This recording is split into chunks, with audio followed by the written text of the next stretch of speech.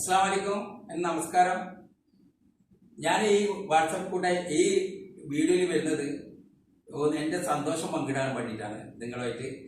12-ാം തീയതി മലപ്പുറം ജില്ലയിലെ എടവണ്ണപ്പാറയിലെ ബഡ്സ് സ്കൂളിൽ കുട്ടികളെ നമ്മൾ സ്നേഹിക്കും, അവരെ കൂടെ ഭക്ഷണം കഴിക്കും, അങ്ങനെ നല്ലൊരു പരിപാടി വെച്ചിരുന്നു. അത് കൈത്താൻ വാട്സപ്പ് കൂട്ടായ്മയുടെ വകയായിരുന്നു. അന്ന് കൈത്താൻ വാട്സപ്പ് കൂട്ടായ്മ എന്നെ ആദരിച്ച പൊന്നാടയാണിത്.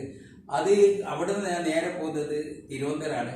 തിരുവനന്തപുരം 14-ാം തീയതി നമ്മുടെ ജവഹർലാൽ നെഹ്റുവിൻ്റെ ജന്മദിനായ ശിശുദിനത്തിൽ ജവഹർലാൽ നെഹ്റു കൾച്ചർ സെന്ററിന്റെ വക കിട്ടിയ ഒരു അവാർഡാണ്. അവരെ അന്ന് തന്നെ എനിക്ക് ഒരു സർട്ടിഫിക്കറ്റ് തന്നിരുന്നു.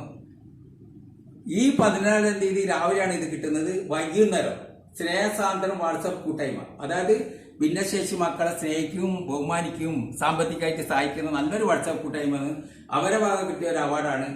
അത് കഴിഞ്ഞ് ഞാൻ പിറ്റേന്ന് നേരെ തിരുവനന്തപുരത്ത് തന്നെ എനിക്ക് റാണി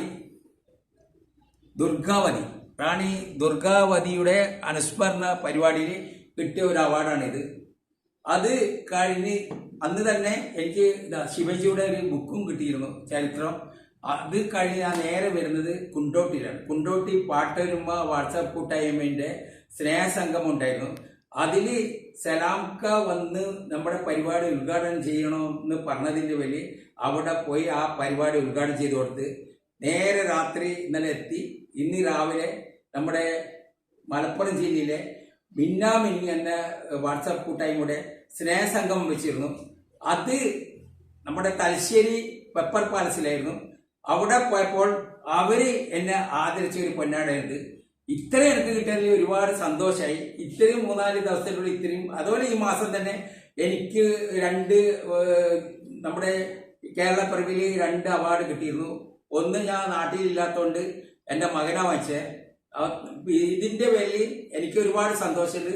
അതിന്റെ സന്തോഷം നിങ്ങൾ ഞാൻ പങ്കെടുക്കുന്നു. എത്രയും പറഞ്ഞുകൊണ്ട് നിങ്ങളുടെ സലാംക്ക.